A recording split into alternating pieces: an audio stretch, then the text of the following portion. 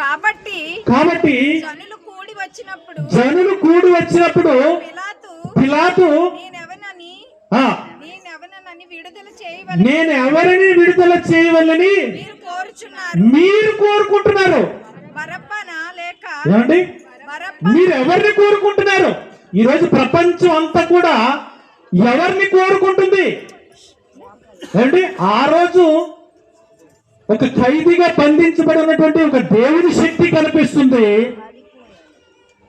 ఒక సాతానికి అధిపతిగా ఈ ప్రపంచంలో ఎన్నో నేరాలు ఘోరాలు జరుగుతున్నప్పుడు దానికి అధిపతిగా ఒక బరబ్బా అనేటువంటి ఖైదీ కూడా అనిపిస్తా ఉన్నాడు. ఇప్పుడు ప్రశ్న అడుగుతున్నాడు, దేవుని శక్త సాతాను శక్త, మీరు ఎవరిని కోరుకుంటారు అని ఒక అధిపతి అడుగుతాడు. ఒకసారి చదవండి అమ్మా మాట.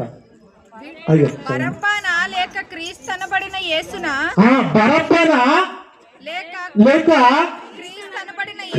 అనబడిన యేసునా అంటున్నాడండి. యేసుక్రీస్తు మీ మధ్య ఎన్నో పరిచయం చేశాడు, మీ అవసరాలు తీర్చాడు, రోగంతో ఉంటే స్వస్థపరిచాడు, చనిపోయిన వాళ్ళు తిరిగి లేపాడు. ఎన్నో చక్కటి మాటలు, శాంతికరమైన మాటలు అందించిన ఈ క్రీస్తుని విడిపించమంటారా?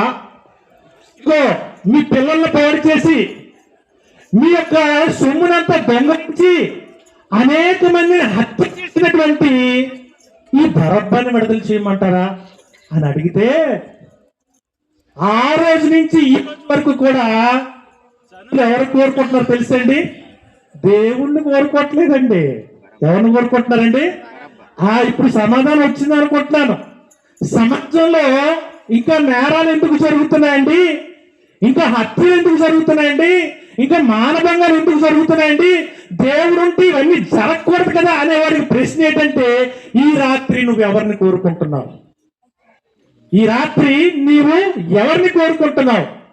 ఏమండి, నాకు మెరుగైన సమాజం కావాలి అనుకుంటే ఈ రాత్రి నీ హృదయంలో, నీ మనసులో నువ్వు దైవ శక్తికి ప్రతినిధి అయినటువంటి యేసును కోరుకుంటావా? యేసు వద్దండి, మాకు వద్దండి అనుకున్నావు అనుకో, ఆటోమేటిక్ గా నువ్వు ఏ ఆప్షన్ సెలెక్ట్ చేసుకున్నావు తెలుసా? ఆటోమేటిక్ గా నువ్వు సెలెక్ట్ చేసుకోకపోయినా అక్కడ నువ్వు రెండే ఆప్షన్స్, అయితే ఇది కోరుకోవాలా లేకపోతే అది కోరుకోవాలా. ఇది కోరుకున్నావు అంటే అది ఉండదు, అది కోరుకున్నావు అంటే ఇది ఉండదు. కానీ ఈరోజు దేవుడు ఉన్నాడు, కానీ ఆయన నువ్వు కోరుకోవట్లేదు. కాబట్టి నువ్వు ఆయన కోరుకోలేనప్పుడు ఆటోమేటిక్ గా నీ జీవితంలో ఏ శక్తి విడుదలవుతుందో తెలుసా?